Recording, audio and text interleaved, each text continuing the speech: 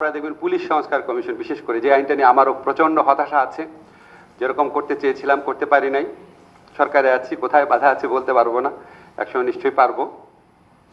তো তারপরও যেটা হয়েছে সেটা কি এতই তুচ্ছ, যেখানে আগে স্বরাষ্ট্র মন্ত্রণালয়ের পাশাপাশি কোনো মতামত রাখারই স্কোপ ছিল না, সেখানে একটা নিরপেক্ষ ফোরাম থেকে অ্যাটলিস্ট মতামত রাখার স্কোপ তৈরি হয়েছে। সো আমার যদি এক্সপেকটেশন 10 থাকে, অ্যাটলিস্ট আমি তো 4 অ্যাচিভ করেছি। যেটা অ্যাচিভ করেছি সেটা বলেন, বলে তারপর বলেন যে আরো করা অনেক উচিত ছিল। যেভাবে উড়িয়ে দেওয়া হয়, মনে হয় যেন আইনটা না করলেও কোনো সমস্যা ছিল না। আমি আপনাদের সাথে একটু দ্বিমত পোষণ করছি যারা সমালোচনা করছেন। আর এটা দেখবেন বলে আমাদের কারোর সাথে কোনো কনসালটেশন করা হয় না। তো এটা খুব হাস্যকর একটা কথা বলা হয়। আমাদের এখানে সংস্কার যে কমিশনগুলো করা হয়েছে, এত এক্সটেন্সিভ লেভেলে কনসালটেশন 1972 সালে বাংলাদেশের সংবিধান প্রণয়ন করার সময় করা হয় নাই। তবে একটা কথা বলে যে আমরা যেটা বলেছি সেটা রাখা হয় নাই।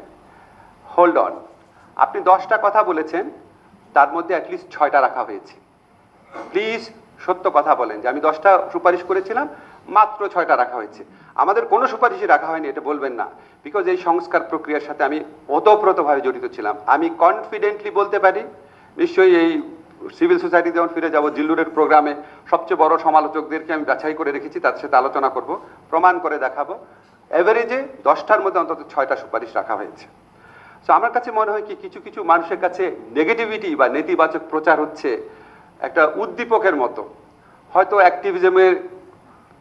অ্যাক্টিভিজমকে চাঙ্গা রাখার জন্য এটা প্রয়োজন হয়, হয়তো আপনার অনেক লাইক পাওয়ার জন্য, আলোচনায় থাকার জন্য প্রয়োজন হয়, কিন্তু হয় কি, এটা মানুষকে একটু বিভ্রান্ত করে, হতাশ করে। আমাদের তো মানুষকে আশাবাদী করাও হচ্ছে এক ধরনের দায়িত্ব। তো আজকে যে আলোচনার বিষয় সেটা হচ্ছে বিচার বিভাগের স্বাধীনতা এবং রুল অফ ল। দেখেন, বিচার বিভাগের স্বাধীনতা থিওরিটিক্যালি প্রতিষ্ঠা করা কোনো কঠিন ব্যাপার না। এটার জন্য যা যা করা দরকার আমরা তাই করেছি।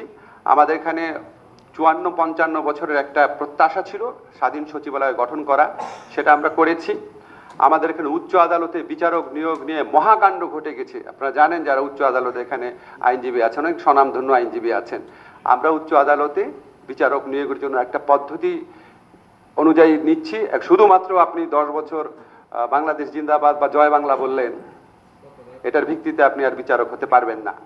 আপনারা সবাই জানেন যারা এখানে সুপ্রিম কোর্টে আইনজীবী আছেন, বাংলাদেশের ইতিহাসে সর্বশেষ যে নিয়োগটা হয়েছে, আমাকে অনেকেই বলেছেন, সুব্রতদা আপনারও তো নিশ্চয়ই মনে হয়, সবচেয়ে ভালো নিয়োগ হয়েছে। সো এখন একটা ব্যাপার হচ্ছে কি, ধরেন আমি উচ্চ আদালতের হাতে নিম্ন আদালতের মানে আইন মন্ত্রণালয়ের সমস্ত ক্ষমতা আমরা দিয়ে দিচ্ছি। সরকারের সমস্ত ক্ষমতা উচ্চ আদালতকে দিয়ে দেওয়া হয়েছে।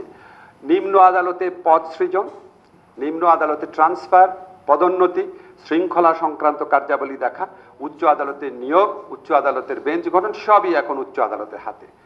এখন যে স্বাধীনতা এস্টাবলিশড হলো, এই স্বাধীনতার সুফল কি আপনারা পাবেন? এর ফলে কি রুল অফ ল প্রতিষ্ঠিত হবে? সেটা আমি জানি না, সেটা আমি 100% বলতে পারবো না। কিন্তু আমি একটা জিনিস জানি, অসীম স্বাধীনতা, জবাবদিহি ছাড়া যদি অসীম স্বাধীনতা থাকে, সেই স্বাধীনতা সবসময় প্রত্যাশিত সুফল বয়ে আনে না।